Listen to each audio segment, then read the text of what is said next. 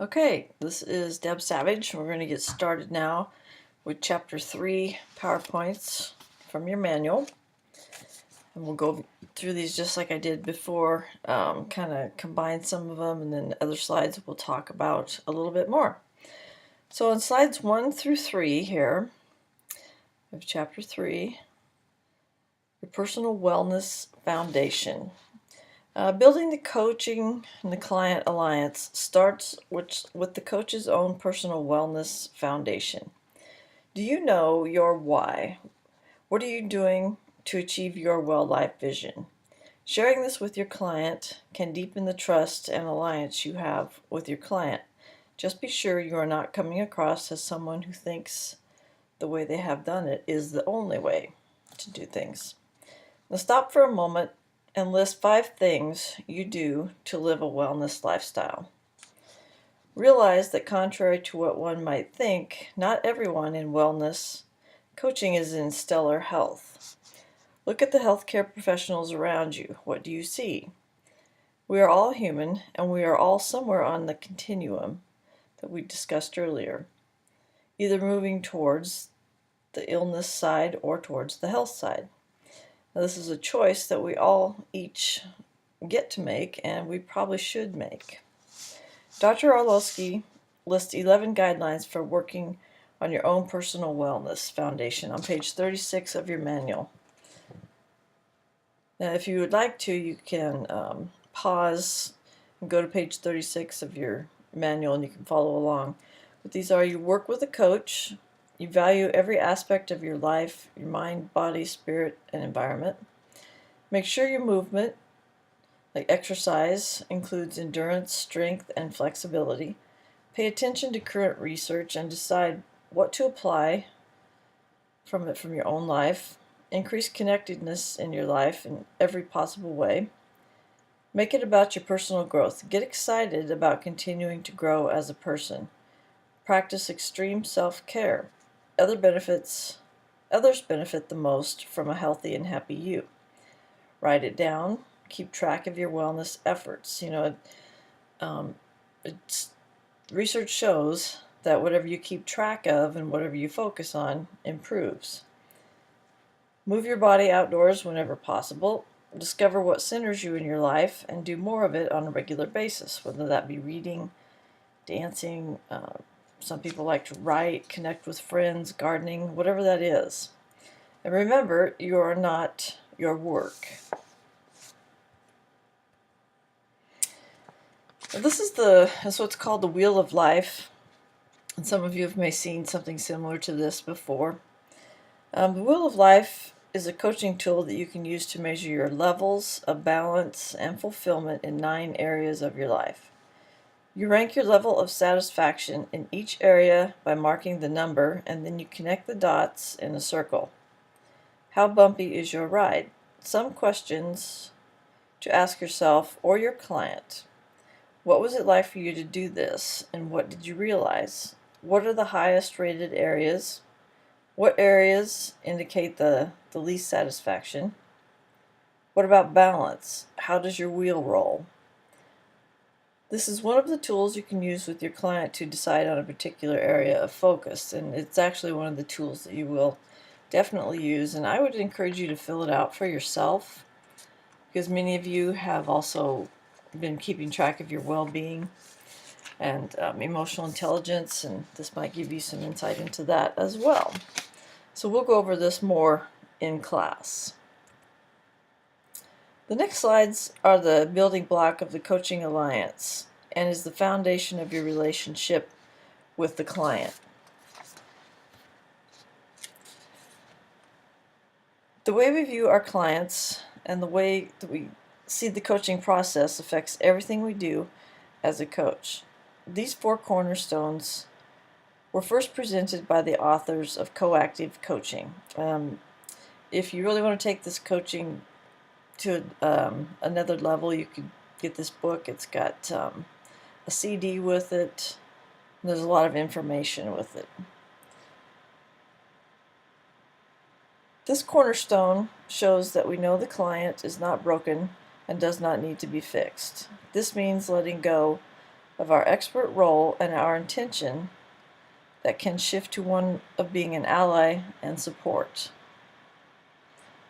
Look at all the aspects of their life, not just one thing they want to change, like weight or smoking. Finances might be a problem, or living conditions, or their relationship might need to be addressed. When the agenda comes from the client, it really focuses the client to be more intentional about what they want to work on. The client is the one doing the work. We are moving from the treatment model to the coaching and support model. The designed alliance is not like a standard alliance. Not everyone gets the same one. The client designs the alliance depending on their need, not a best practice standard. This is a very different mindset from our usual workplace models. And those of you in nursing understand this, as we're taught to, follow best practice. But in coaching, what happens with that is that there really is not a best practice for any person. That we look at them a lot more on an individual level. And I sometimes believe that there really is no best practice, because just as soon as there's a best practice established, there'll be an outlier, some patient that won't work for. So I go back and forth with the notion of best practice. This is slide number 7, the 4 cornerstones of coaching. Were changed a bit in the 2012 revised edition. The numbers 1 and 2 remain pretty much the same. Number 3 is changed to dance in the moment, and this is asking the question, what is happening in this very moment? You move easily with your client. You're not focused on your notes or what you have going on, what you're going to ask them next. You listen for the tone of their voice, or the pause, or a sigh. As coaches, our agility allows us to connect and ask powerful questions that will assist with evoking transformation for the client to live the best life possible. And this takes us back to their well-life vision, their why. And when you think of great dancers, you think of how well they move together. We've all seen a couple that moves awkwardly on the floor, and then there's those Dancing with the Stars moments, the people that just really seem to work well together. I'm sure or hopefully you've experienced teams like this. Maybe there's a group of you that work really well together, and you know what each other's going to do and when. You can get to this point in a coaching relationship, but it's really a matter of the coach, you, paying attention and closely seeing and listening to what's going on at the moment. The core coaching competencies are defined by the Accrediting Organization for Coaches, the International Coach Federation, or the ICF. And you will use these competencies in your case study. They're listed with greater explanation on pages 44, 45, and 46 in your manual. And we'll go over these quite a bit in class, so this is just to introduce you to them. The coaching competencies are what Real Balance believes coaches should be really looking at and what they should be really good at. They align with the ICF competencies and are as followed and are listed on slide 10. The coaching mindset is to provide support and not be the nurse or the expert. Coaching Alliance is building a trusting relationship. Coaching skills are communication skills that demonstrate profound listening, use of powerful questions, strategic thinking, and empathetic understanding. Exploration is helping the client to take stock of current state of health and wellness using communication and various health assessment tools.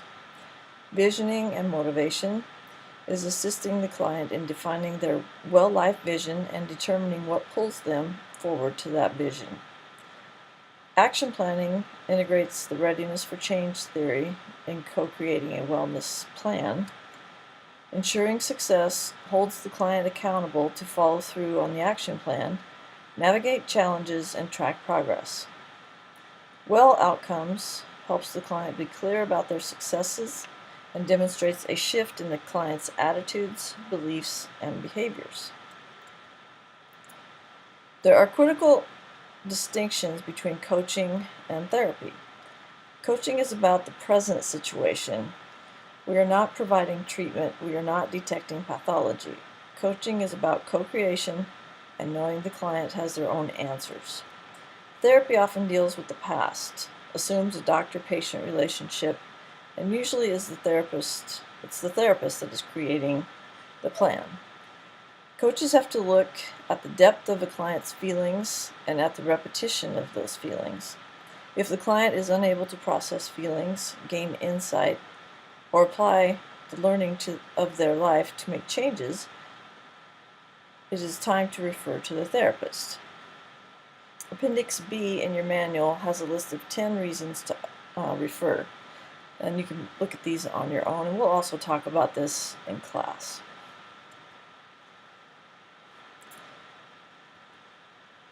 There's also a difference between a coach and being a mentor or a consultant. Consultants are usually experts who provide information. It tells you the problem and how to fix it. Mentors are usually more experienced, allow you to observe their behavior and expertise, and provide guidance and wisdom for the stated purpose of bringing you along the same path that they are on. Coaches are equal in partnership. They stand with you, help you identify challenges, work with you to turn challenges into victories, and hold you accountable to reach your desired goals.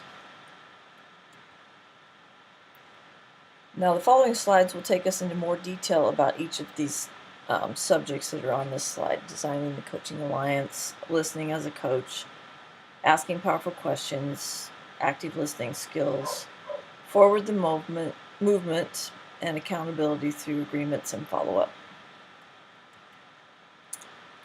Creating the coaching alliance involves setting ground rules so both the coach and the client are clear on who is responsible for what. Items as simple as who will call, how will you handle needing to change the time of an appointment, and this does come up more often than I'd like to admit. Don't assume that these things are understood. Make sure you're taking your own needs as coach into account. Create an agreement that both of you make sure your own needs are met and that you accept. The coaching relationship is built on trust, and trust is formed by consistent presence of integrity, compassion, and competence. Be honest, be yourself, do what you say you will do, listen to your heart, and show up fully present even when you have other things going on in your life. And if you look at slide 14, read through this, but it's a very good explanation of what coaching should look like.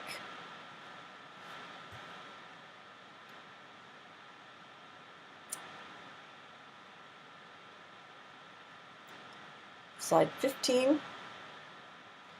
Three academics in the late 1960s and 70s, Robert Carhuff, Bernard Berenson, and Charles Trouw, studied the work of psychologist Carl Rogers. They were attempting to find out what made some modalities of therapy more effective than others.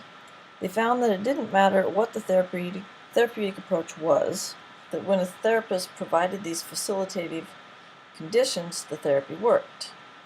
Many of the people we will work with have tried and failed at lifestyle improvement. Some have tried many times. For them to go further towards success, they have to feel they can fully trust this ally, or you, who understands them and is not afraid to go wherever this journey takes them. Now, if you think about if I think of the number of times that I've tried to make lifestyle changes and failed, it's kind of depressing to me, but lifestyle change is one of the most difficult things to have happen for us. Now, you will find a much more in-depth discussion in your manual on Chapter 3 about these empathy and warmth and genuineness, unconditional positive regard, etc. So I would go ahead and look in your manual for those.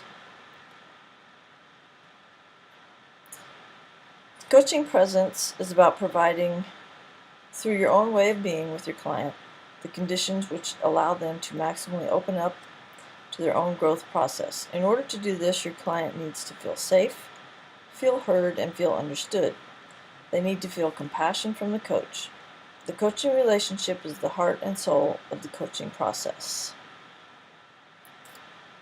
How do you know when you have really been listened to? How does it feel? Does it make you more likely to trust that person?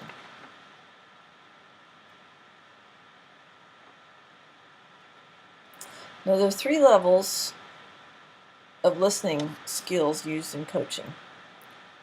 There's listening to, listening for, and listening with your heart. Listening to,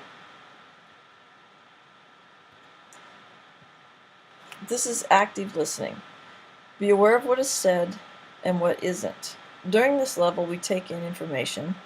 We be aware of one's own filters and focus on the client.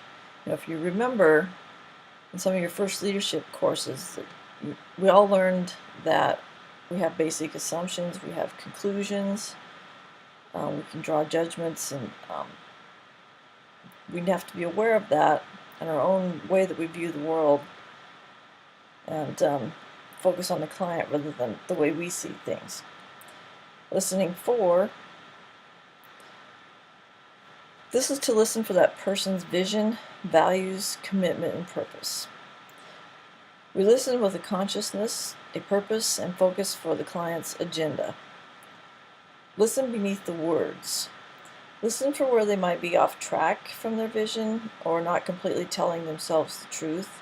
Listen for the non-verbals, like a sigh, a silence, a change in the tone of voice. That gives you a lot of information. And if you've taken Communication 220, you will have learned that nonverbal communication is about 70 to 90% of our communication. So this is huge. Listening with your heart. Use your intuition. Use all your senses. Be aware of the shifts in your own gut feelings. Look at the big picture of the person in the context of their whole life.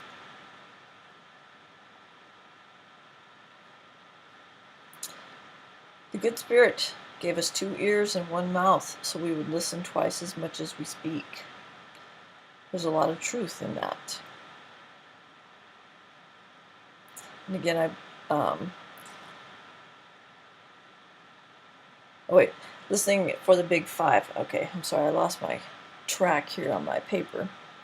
Once your client has articulated goals, and together you have discovered what needs to change, it is time for you to start listening for the client's strengths and any potential blocks he or she may encounter in achieving these goals. Okay, this is where the big 5 helps you do this. Is the client's goal reasonable? Sometimes when we see the need for change, we plan a big overhaul of our lifestyle that is not very realistic. Make sure it's achievable and appropriate. Is the client aware of their mindset or attitude? Are the mindset and attitude appropriate and supportive of client reaching their goal? Does the client have the needed skills and capabilities to reach their goal? Can they acquire these skills?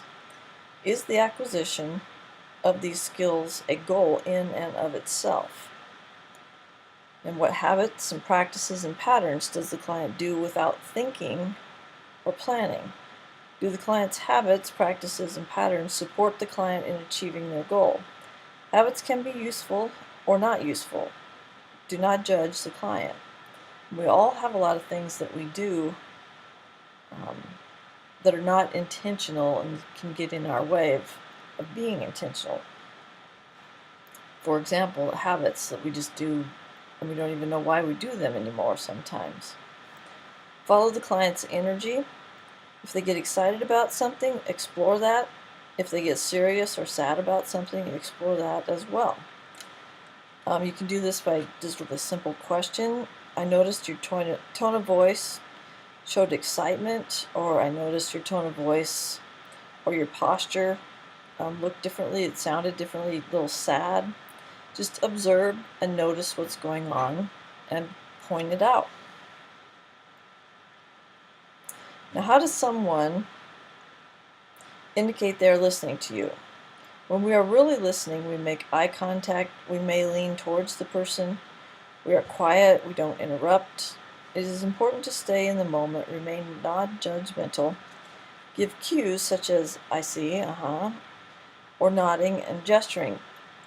And if you look at this fox, you can tell that he's very attentive to whatever it is that he's looking at.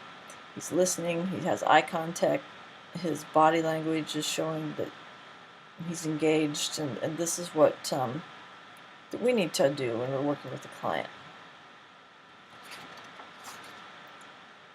This is a list of active listening skills that we will be working on with our coaching clients. You will need to refer to this list for your coaching notes. You can find this list on pages 59 to 61 in your manual. Examples of paraphrasing are, or restatement, here's what I heard you say was, or let me make sure that I have this right. An example of a reflection of feeling would be, you seem really excited, or I hear you are worried. This skill helps the client to increase self-awareness. And again, it's pointing out what you're seeing. Silence is a great communication skill. If you wait long enough, they will always talk. How do you feel about silence? When you're having a conversation and it goes silent, are you the first one to break the silence? Are you the first one to speak? It's important to get comfortable with this skill. I have found with my coaching that silence is one of the most powerful tools that I use. It also works very well with my son. Relying on your intuition. Use your intuition very cautiously. You can offer it in a way that the client can easily say that it isn't correct, such as, I'm sensing that, blah, blah, blah. Is that right or not? Sometimes this is better used after the relationship has been established and you're more comfortable with each other. Requesting clarification reassures the client that you want to understand them. Statements such as, well, tell me more about, or what worries you most about this? Or can you tell me what you meant by, are ways that you can request more clarification. Acknowledgement allows us to focus on the positive or the good stuff. Sometimes it's useful to have a client write down 3 things every day they did well. Then they can see themselves and what it is they have accomplished. A statement like, I want to acknowledge the sensitivity you showed when you spoke with your spouse, can help someone see the positive in a situation, even if it didn't end up the way they wanted it to. And summarization helps to clarify what you have discussed and what the plan is. It's a good idea to leave 5 minutes at the end of every session to summarize the conversation, what the action plan is, and set up the next meeting.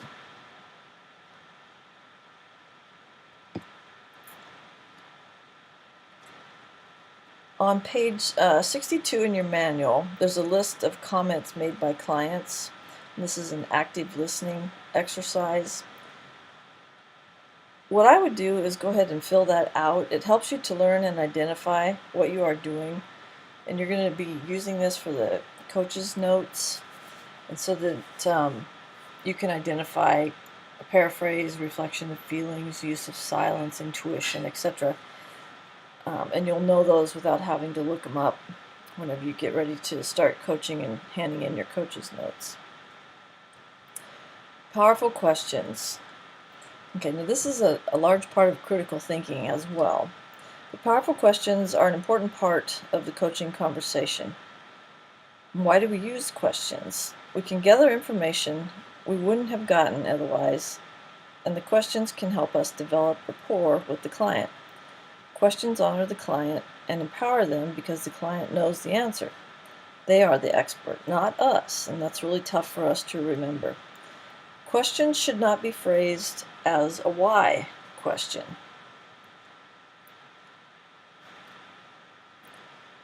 Think about when someone has asked you, well, why did you do it that way? It sounds very judgmental and accusatory. Open-ended questions allow for more exploration. Powerful questions open the individual up to possibilities. They don't presume an answer, promote deep thinking, and are positive and in positive terms, and are delivered in an appropriate tone of voice. It is important not to lead or manipulate the client into saying what you want them to. Now, page 65 through 69 have good examples of powerful questions and active listening skill statements. I would encourage you to take a look at those in chapter 3. And again, we'll go over all of this in class. Now, here is the miracle question. Sometimes when the coaching conversation seems to be stuck, this question is one that will open the conversation up again. What if overnight a miracle occurred and you woke up tomorrow morning and the problem was solved? It's a great question. What would be the first thing you would notice? The coach is willing to be in the inquiry instead of in the question. And it's amazing how this can get to a lot of answers that the client has. Coaching practice triads. We're going to do this in class, so don't worry about this now. People hire coaches because they want to achieve something that they don't have. Generally, what they want falls into one of 3 categories: performance goals, learning goals for fulfillment, or fulfillment goals. When you have a session with a client, the order of the conversation will look something like the steps listed on this slide, or the coaching conversation. And you're going to get into a flow of listen and clarify, say what is so, listen some more. Are they really ready for change? Some people, you could ask a person on a scale of 1 to 10, with 10 being the highest, and you're telling me that you want to exercise every day or 3 times a week or whatever, where would you rate your readiness to change, to do that? And if they say it's a 3, then they're probably not going to be very successful. And again, we'll go over these more. This is basically how your conversation should flow with your client. The flow of the coaching conversation starts with variations of the question, what do you want? And we'll look at that. And the tools, questions, and active listening skills are centered around exploring and clarifying the answer to this question. The coach's ability to listen and reflect back helps the client clarify and focus, change perspective, and explore possibilities that they may not have considered. So saying what is so is a very powerful tool, and this is huge. It's about sharing an observation rather than making judgments or interpretations. Speaking the truth of what we can bring clarity to the client's situation. For example, if you were in 305, you learned about Andy Andrews, and one of the things that he talked about was to be a noticer, to observe something and learn to point it out or to learn from it. It's very helpful. And the reason that this is so helpful is because monkey mind can get in our way of what is so. Listen more, listen once, listen again, and listen again. This gives the client space to listen to himself and perhaps have a new insight or a new way of looking at things. This in turn frees him up to take a new action. Explore how ready the client is for change. Match the conversation to the level of readiness. And like I said, you can ask him on the scale of 1 to 10, where are you at with being ready to make this change? Requesting action is a request for a change of some kind. It could be a change in behavior, a change in a way of being, or a change in a thought pattern or mindset. In this step, you are asking the client to stretch. You are asking for a new way. The old way has not helped the client create what they want. The client's commitment to take action is important to examine. Sometimes the action is modified in order to increase the client's level of commitment. Success is vital to the coaching process. Be specific when identifying the action. What, when, how long, how many times. Accountability is the cornerstone of coaching. On the surface, the client is accountable to the coach. On a deeper level, the client is accountable to themselves. This framework for the coaching conversation may be repeated several times during the session, or the session may be one basic coaching cycle. Clients will sometimes get stuck on an "I don't know" answer. It is important to help them increase their self-efficacy by supporting the development of a strategy. Don't come up with solutions for the person. The first step is determining priorities. What is urgent? What is important? The second step is focus. Where does the client want to put their energy? The third step is direction. You can offer a direction, but don't take over. The fourth step is creativity. What steps can they take? We've emphasized exploring and listening for the coaching conversation. However, our job as coaches is to see some action. After using powerful questions to set a focus and direction, request an action from the client. Sometimes the action is to gather more information and to observe their current behavior. Co-create specific action steps and link the action steps to their motivation to be well.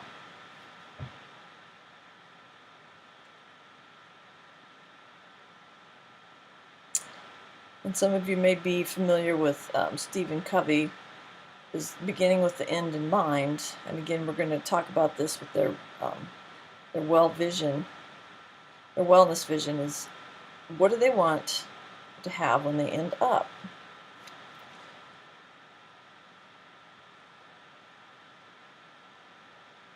An inquiry is when it is not immediately clear what the appropriate solution or next action step is. Leaving the client with a thought-provoking question will give them a chance to reflect and possibly consider new ideas and perspectives. Remember to take small steps that the client can be successful at. Set a specific goal that the client has agreed to. There's a big difference between agreements and expectations. The client owns the agreement. Accountability is the final step. How is the client going to know when they have been successful, and how are they going to let you know they have achieved their goal? And then we will do some practice coaching in class, and we'll do this in some dyads. Again, all of this information is in your manual. And the PowerPoints are just a way to summarize a bit of the chapter. So this was chapter 3, and we'll see you in chapter 4.